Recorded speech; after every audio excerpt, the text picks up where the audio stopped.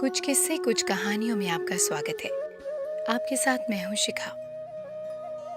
आज कहानी लाई हूं मूर्तिमान परोपकार, जिसे लिखा है श्री पारसनाथ सरस्वती जी ने। जीवन को ऊंचा उठाने वाली एक रोचक कहानी जो हमें कई मायनों में अच्छी शिक्षा प्रदान करेगी। एक आपात मस्तक गंदा आदमी था। मैली धोती और फटा हुआ कुर्ता उसका परिधान था।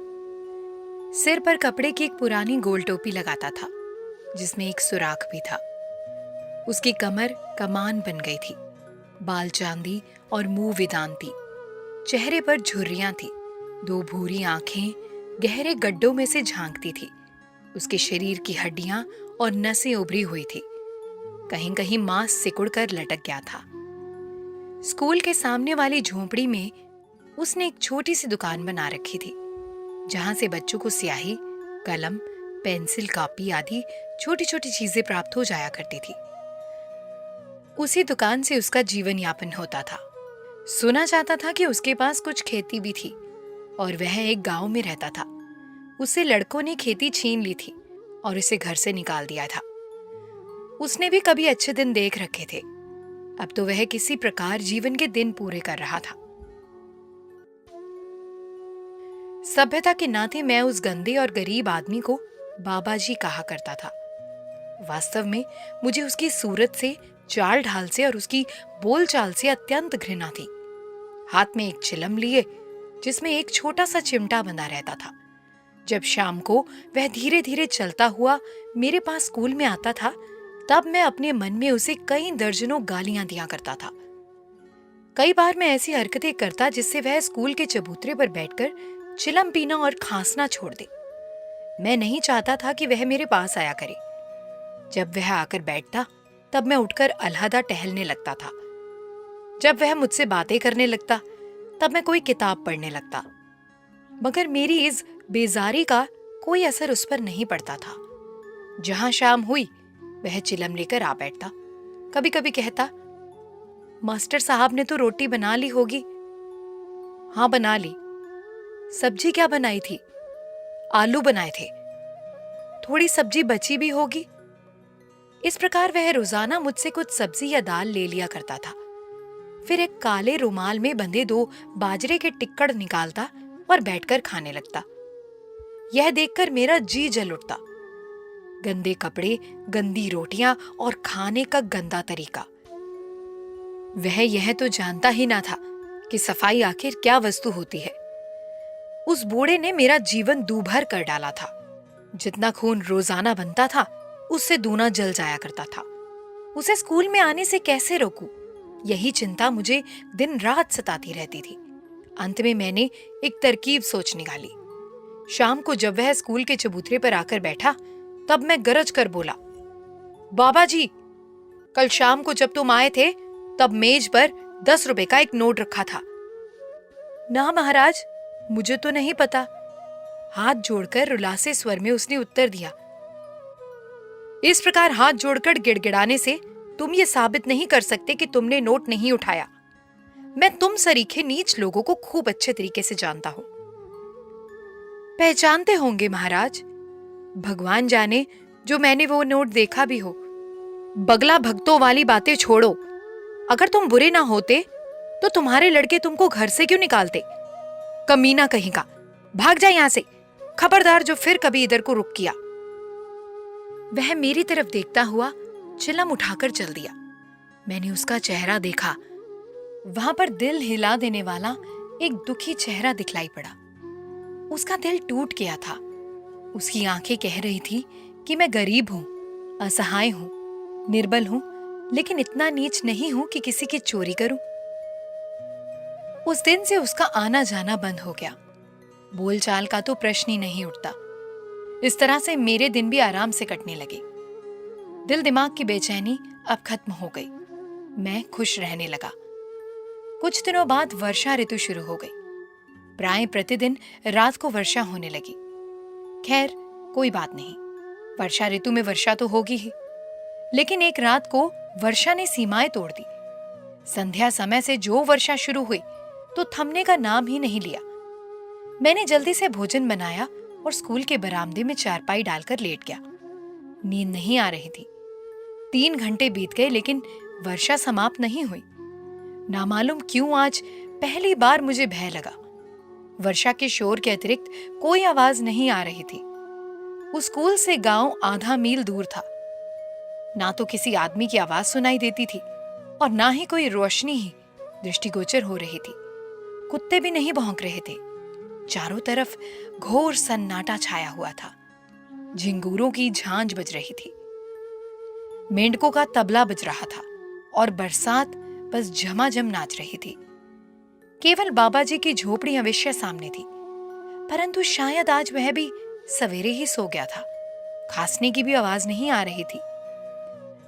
मुझे जो डर का वातावरण घेरे हुए था वह अकारण नहीं था। थोड़ी देर बाद जब मैं लघु शंका के लिए उठकर चारपाई से नीचे उतरा तो मेरी चीख निकल गई। मैं उछलकर चारपाई पर जा बैठा। मेरा हृदय जोर जोर से धक धक करने लगा। चारपाई के नीचे एक सांप लेटा हुआ था। मैंने तकिए के नीचे से माचिस निकाली। वह सर्दी खा गई थी। कई तीलियां रगड़ी लेकिन नहीं जली।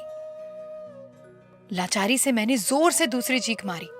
शायद बाबा जी ने सुनी हो, परंतु वह बेचारा मेरी सहायता के लिए क्यों आने लगा। मरता क्या ना करता।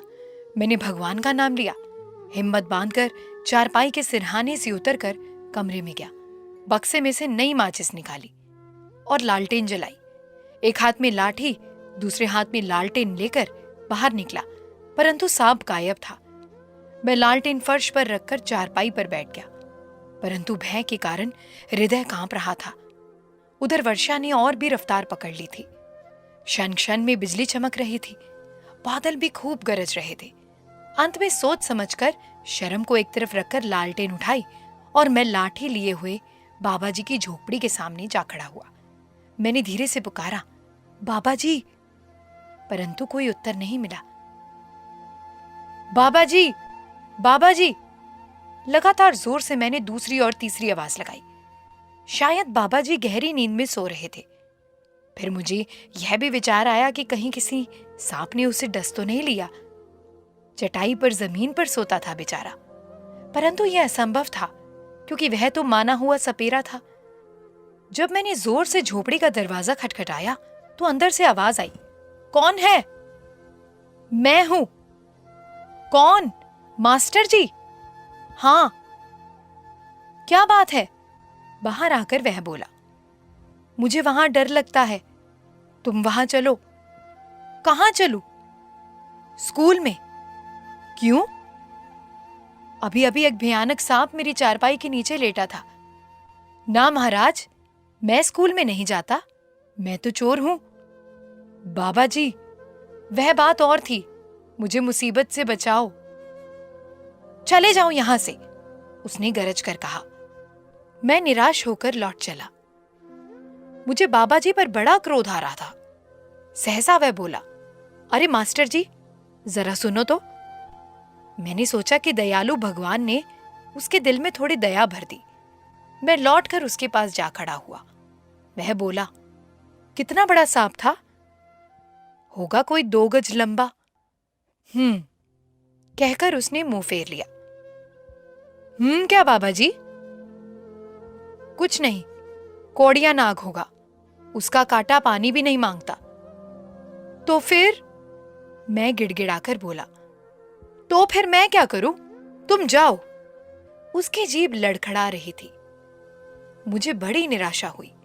उसने वापस बुलाकर मेरा भय और भी ज्यादा बढ़ा दिया था। मैंने सोचा कि इस बूढ़े का शरीर जितना गंदा है, उससे भी ज्यादा इसका मन गंदा है। मेरे जी में आया कि स्वार्थी बूढ़े की गर्दन मरोड़ दूं। मैं फिर मुड़ा। उसका चेहरा देखा तो उसके आंसू बह रहे थे। मैं पश्चाताप की आग में जलने लगा। वह कठोर हृदय ना था, भावुक हृदय था।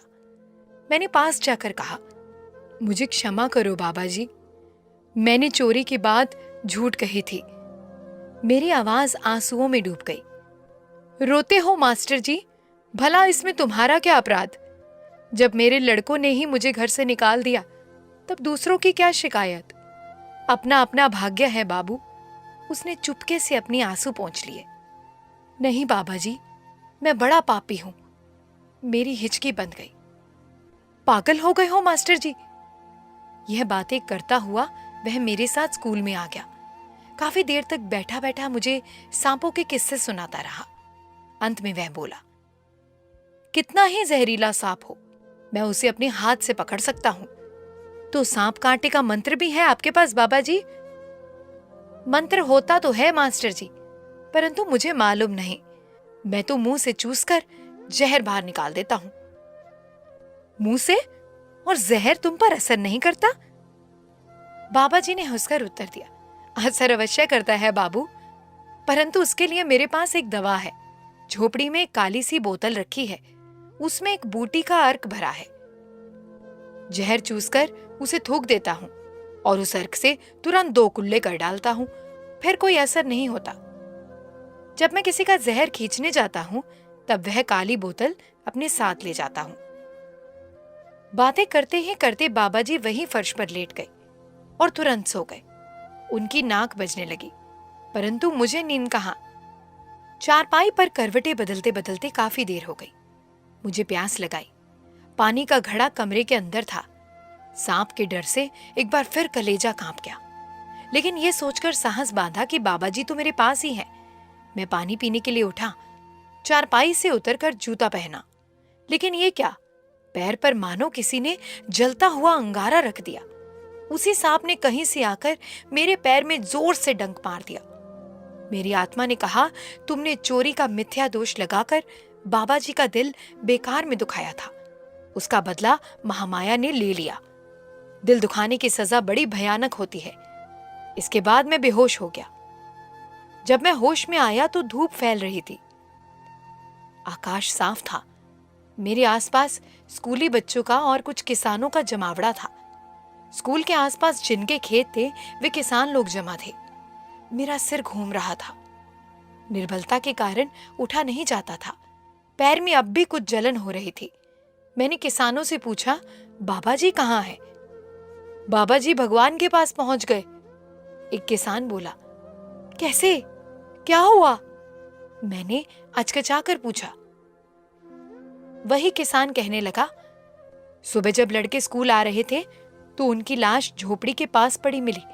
जहर से सारा शरीर नीला पड़ गया था। जीभ सूजकर बाहर निकल आई थी। मालूम होता है कि रात में आपको सांप ने काटा था। बाबा जी ने जहर खींच लिया, परंतु दवा की बोतल झोपड़ी में थी। वहां तक जाते जाते जहर अपना काम कर गया। बेशक मुझे सांप ने काटा था, लेकिन उनको चाहिए था कि बोतल ले आकर जहर खींचते। तब तक आप मर भी जाते मास्टर जी, वही किसान बोला। मैं फिर बेहोश हो गया। मैंने बाबा जी की लाश जलाई। उस स्थान पर पक्का चबूतरा बनवा दिया। वहां एक पत्थर लगवा दिया जिस पर लिखा था, मूर्तिमान परोपकारी बाबा जी, जिनको मैंने झूठी चोरी लगाई थी, पर जिन्होंने मेरे पैर का जहर खींचकर अपने प्राण दे दिए। इसे बलिदान की परिकाष्ठा कह सकते हैं। परमात्मा उनकी आत्मा को शांति दे। किसी का शरीर गंदा देखकर यह नहीं सोचना चाहिए कि उसका हृदय भी गंदा होगा मास्टर जी। तो दोस्तों, ये थी कहानी मूर्तिमान परोपकार, जिसने हमें एक बहुत अच्छी शिक्षा दी कि किसी के गंदे कपड़े या वेशभूषा देखकर यह अनुमान नहीं लगाना चाहिए कि वो हृदय से भी गंदा होगा। आपको ये कहानी कैसी लगी, हमें कमेंट्स में ज़रूर बताइए।